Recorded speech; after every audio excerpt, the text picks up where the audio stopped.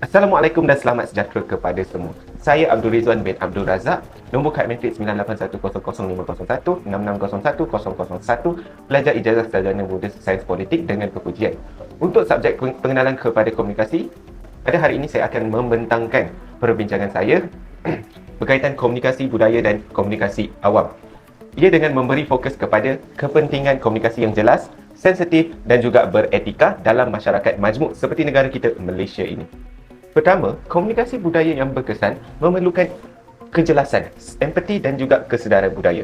Dalam konteks Malaysia ini, masyarakat yang terdiri daripada pelbagai kaum seperti contoh Cina, Melayu, India, orang asli dan juga pelbagai etnik lain. Setiap komuniti ataupun setiap kumpulan ini mempunyai cara komunikasi yang berbeza. Sebagai contoh, dalam budaya Melayu, komunikasi biasanya lebih sopan, beradab dan tidak terlalu terus terang. Selain daripada pertuturan ataupun percakapan kita, empati juga memainkan peranan penting dalam komunikasi antara budaya. Dengan memahami perspektif dan perasaan orang lain, kita dapat mengelakkan konflik dan membina hubungan yang lebih baik.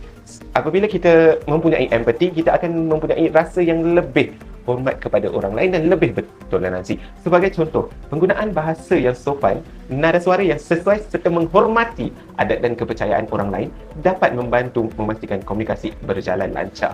Orang di Malaysia ini, apa yang saya dapat lihat, mereka masih lagi berkomunikasi secara adab dan juga orang-orang Malaysia ni selalunya akan mendapat pujian kerana mereka sangat-sangat hormat kepada orang lain. Seterusnya, salah satu isu komunikasi awam yang makin ketara dekat Malaysia ini adalah penyebaran maklumat palsu ataupun lebih dikenali sebagai fake news. Dalam era digital, maklumat boleh disebarkan dengan sepantas kilat melalui sosial media seperti WhatsApp, Facebook dan juga TikTok. Kita selalu dapat mesej ataupun WhatsApp berantai. Anda perlu menghantar pesanan ini kepada 5 orang ataupun baru-baru ini kenyataan harga minyak naik, tetapi sebenarnya itu adalah berita palsu dan kenyataan itu telah dinafikan oleh kerajaan yang mereka keluarkan kenyataan tersebut. Okey, berkaitan fake news, sebagai contoh, mesej palsu berkaitan bantuan kewangan kerajaan ataupun tawaran pelaburan sering menjadi tular dan menyebabkan masyarakat keliru serta terpedaya. Hal ini boleh memberi kesan negatif bukan sahaja dari konsep kewangan, malah turut menjejaskan kepercayaan masyarakat terhadap institusi rasmi. Sebagai contoh, banyak yang saya telah lihat di WhatsApp terutamanya berkaitan link-link. Sila tekan link ini untuk menebus ataupun untuk mengemas kini bantuan sara anda. Kadang-kadang link-link tersebut adalah link-link palsu yang telah disebarkan oleh pihak-pihak yang tidak bertanggungjawab seperti contoh scammer. Bagaimana masalah ini boleh berlaku? Perkara ini berlaku kerana ramai pengguna berkongsi maklumat tanpa menyimak kesahihannya terlebih dahulu. Oleh itu, komunikasi yang beretika sangat penting dalam memastikan maklumat yang disampaikan adalah tepat dan boleh dipercayai. Pihak media dan organisasi perlu bertanggungjawab dalam menyampaikan maklumat yang sahih, manakala masyarakat pula perlu lebih berhati-hati dan menyimak sumber sebelum kita kongsi sesuatu maklumat. Kempen kesedaran seperti tidak pasti, jangan kongsi juga penting dalam mendidik masyarakat supaya lebih bertanggungjawab dalam menggunakan sosial media. Dengan adanya kesedaran ini, penyebaran maklumat palsu dapat dikurangkan dan masyarakat akan lebih yakin terhadap maklumat yang telah diberikan.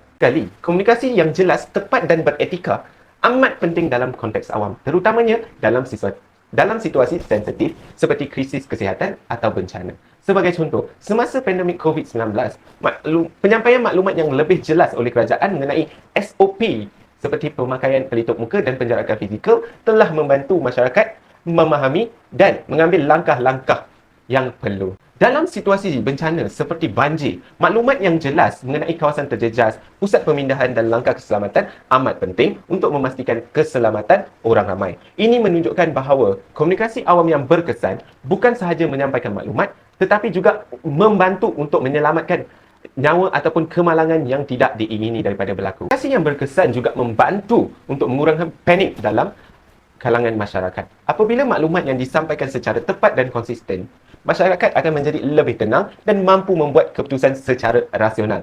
Selain itu, komunikasi yang telus juga dapat meningkatkan kepercayaan masyarakat terhadap pihak berkuasa.